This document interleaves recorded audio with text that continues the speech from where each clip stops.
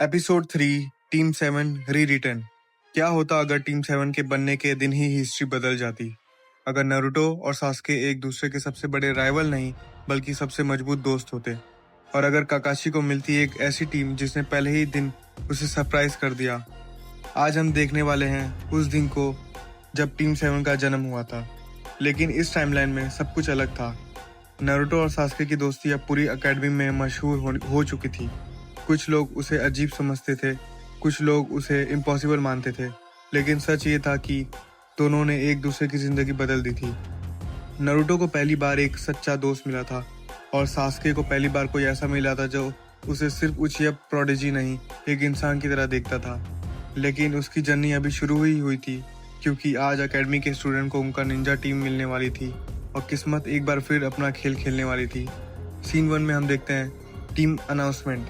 Classroom में excitement का माहौल था। सब स्टूडेंट अपनी सीट्स पर बैठे हुए थे। इरुका सेंसे हाथ में लिस्ट देकर खड़े थे। एक एक करके टीम्स अनाउंस होने लगी। हर नाम के साथ क्लासरूम में रिएक्शन गूंज रहे थे। फिर इरुका ने अगला नाम पढ़ा, टीम 7। नारुतो तुरंत सीधा बैठ गया। Naruto उजुमाकी, साकुरा हारुनो, Sasuke उचिया।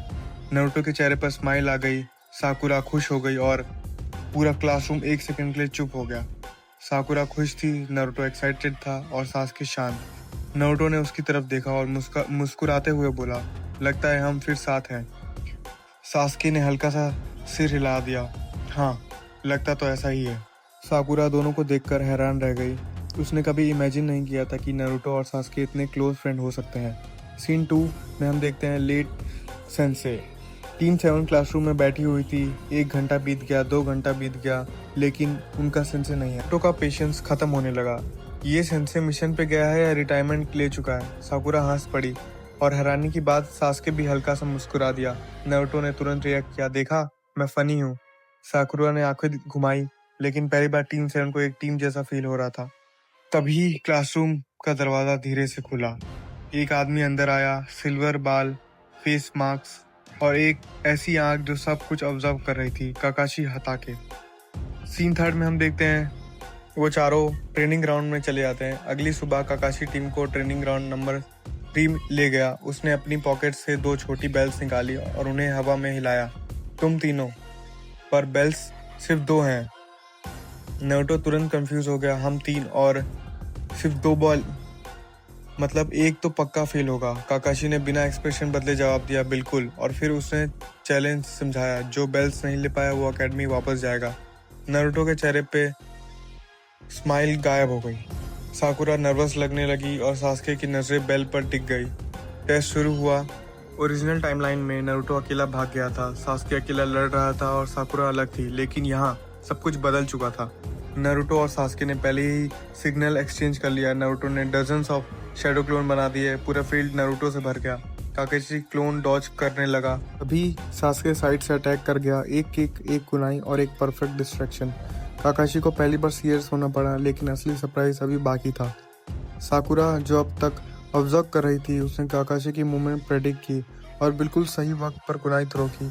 काकाशी को जंप करना पड़ा। तीनों का अटैक एक ही मूवमेंट में कनेक्ट हुआ और पहली बार काकाशी की विजिबल आंखें थोड़ी सी बड़ी हो गई। ये परफेक्ट टीम वर्क नहीं था, लेकिन ये उस टीम 7 से कहीं ज़्यादा था जो ओरिजिनल टाइमलाइन में बनी थी।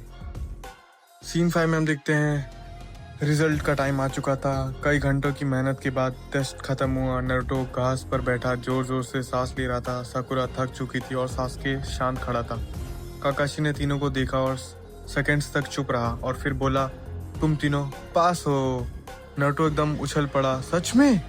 साकुरा ने रिलीफ की सांस ली और सास्के चेहरे पर छोटी सी स्माइल आ गई।